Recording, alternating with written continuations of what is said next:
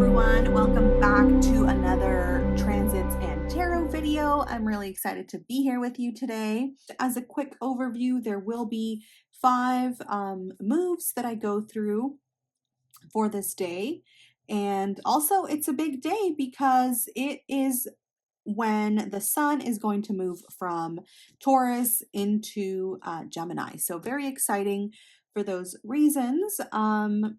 The moon will also be changing signs on this day, so another thing to look forward to.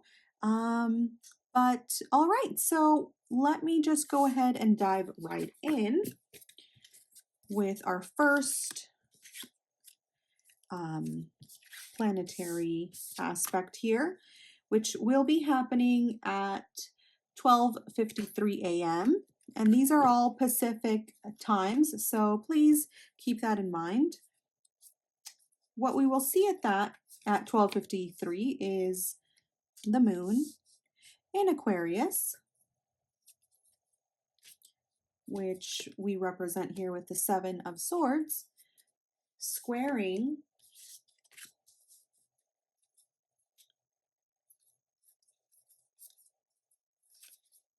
Uranus. Let me move these over. Uranus in Taurus. All right, so here we have the cards. So a square, as this card says, is a challenging situation and a mountain to climb. So it's not an impossibility, it's just a bit of tension that we have to overcome. As you can see here with this little image, it is a 90-degree angle, which is considered a hard aspect. That's hence the mountain to climb, right? First off, I'll start by reviewing Uranus in Taurus. I kind of find this aspect to be very interesting, mostly because they seem like opposites. So Uranus is all about futuristic progress, kind of unpredictable changes. So like this figure here, just diving right in and seeing how things evolve, that kind of adventurous spirit in a way, right? Where you're ready to just take off and see what happens, and you're just very open-minded and open to the possibilities of whatever, free-spirited in a way. And then Taurus here, represented by the Hierophant, is somewhat of the opposite of that, I feel. We have a sign that is very much so rooted in a fixed way of being. Taurus is a fixed sign. And so change is not something that Taurus loves. Taurus leans on traditions, much like the Hierophant here, on the past, on predictability. It thrives on those things. And so, diving right into this open space down here isn't as appealing to the Taurus sign as, it might be to other signs. However, despite that, I think what we can take away from this positioning here is that it's a great opportunity to really evaluate the things that matter to us in our life. It's the balance between progress and tradition, between the future and the past. And it makes me think a lot about the following analogy or life example, I guess. It makes me think of when we move houses, right? When we move to a new place, we have to go through all of our belongings, go through everything that we own, and really get focused on, okay, well, I can't bring all of my junk, right? I have to prioritize and see what I'm really going to need and really going to want to bring into my new pristine space. And so that's kind of how I see Uranus and Taurus. It's a time to do a bit of spring cleaning, so to speak, a time to really evaluate our material possessions, perhaps, our skills, things like that, and really decide what we want to bring forward into the future. I also like to think about it like when we get a new job, there are transferable skills that we can apply to different situations. So to kind of summarize all of that, it's this idea or this sense that we may be at a new beginning or in a different situation, but not starting from scratch. So I really like kind of balancing those ideas in that way. And when I think about it like that, I kind of enjoy that. It's like, okay, it's a great opportunity to, see what I actually value and want to bring forward in my life. So the square here just shows us that between these two planets and positions, we want to see how we can bring these ideas together to help us grow. How can we use our internal life and emotions, our reflective sense of self? How can we make that work with Uranus and Taurus, right? Which, like I mentioned in my whole explanation here, I think we do see a path forward. So I think what we can do here is really use our emotional state to really, think about what it is that we want to bring with us into the future. From there, we move on to the next aspect, which is happening at 2:38 a.m. This time it's going to be the Sun in Taurus sextiling Saturn in Pisces. It's aspects that want to work together and that in the end can really bring something great to happen. So, like I said before, the Sun being in Taurus is very much so about, being in a fixed kind of state of mind, state of being. But Saturn here is going to help us kind of move past this situation. Saturn brings a lot of like the world card here, endings, restrictions, limits. So while we may be stuck possibly in a turbulent time or kind of getting wrapped up in some sort of life situation, Saturn here can really help us to move past that, which is illustrated beautifully by this Eight of Cups card. It's a great opportunity to, all right, to say, I've had enough. It's time to move on to greener pastures, to brighter futures. Because sometimes we struggle to cut those ties. Sometimes we're just comfortable, we just don't want to cause too much commotion.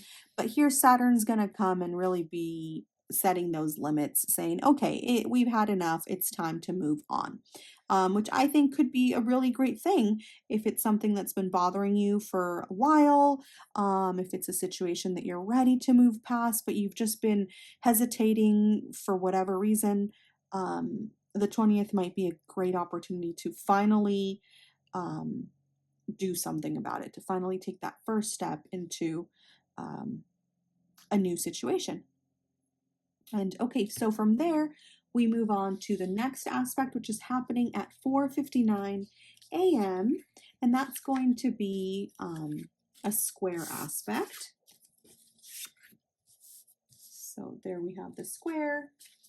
It'll be between the moon in Aquarius and the sun in Taurus. So a bit of a challenge here.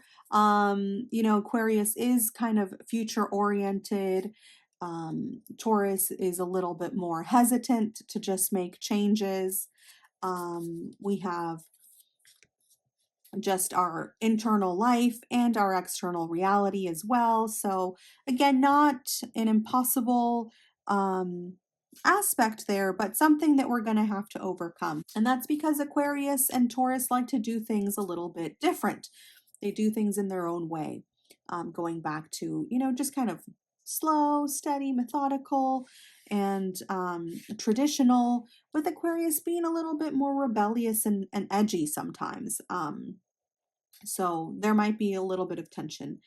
And so from here, we start to have some of those big changes where at 5:28 a.m., the moon is going to switch signs and go into Pisces. So that's really going to color our day quite a bit. We're going to go from a focus on possibly our hopes and dreams, community, being a little bit secretive about our plans and not wanting to reveal too much, to um, the moon moving into Pisces, where I see Pisces as um, the kind of situation where like life kind of just takes over and we just get carried away by the currents, right? Like this roaring sea of life that's just getting away from us or sometimes overwhelming us.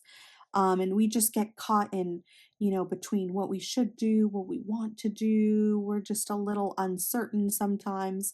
And so the moon going into this zodiac sign gives us an opportunity to become still and really hone in and focus on what it is that the path that we want to take. So again, that's happening at 5:28 a.m. and then by 11:55 in the morning, we're going to have the sun change. So the sun will move from Taurus and move into Gemini. So that's pretty wonderful as well.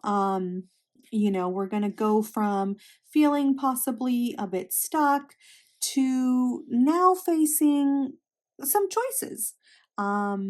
I like to think of Gemini and the Lover's card in particular as being at a crossroads, a fork in the road, um, and needing to move forward now, make a choice, and kind of, get out of our little stuck in traditional ways. So that's going to be wonderful as well. Challenges and opportunities with that also. For more on this sun change and in particular what the first decan is like and some thoughts on that, check out my other video for Gemini deacon number 1. And yeah, so overall, this is going to be all that's happening on this day. I say all, but it is we have some major changes. So let me pull out all the cards here so we can get a nice overview. All right, and so here we have all the cards that I pulled for the 20th. Here in the center, I have the moon and the sun with their changes. So the moon going from Aquarius into Pisces. We have the sun moving from Taurus and into Gemini. I think big things to consider are, moving past some of our stuck energies and onto, choices here. I see these as working very well together there. Even Uranus and Taurus as well. I think this Uranus and Taurus energy moving into Gemini is going to be helpful to figuring out it's time to move on, which will be great. I think that the moon changing into Pisces will also reinforce this energy here. So I think overall, the card that I see as the strongest is going to be this Eight of Cups energy.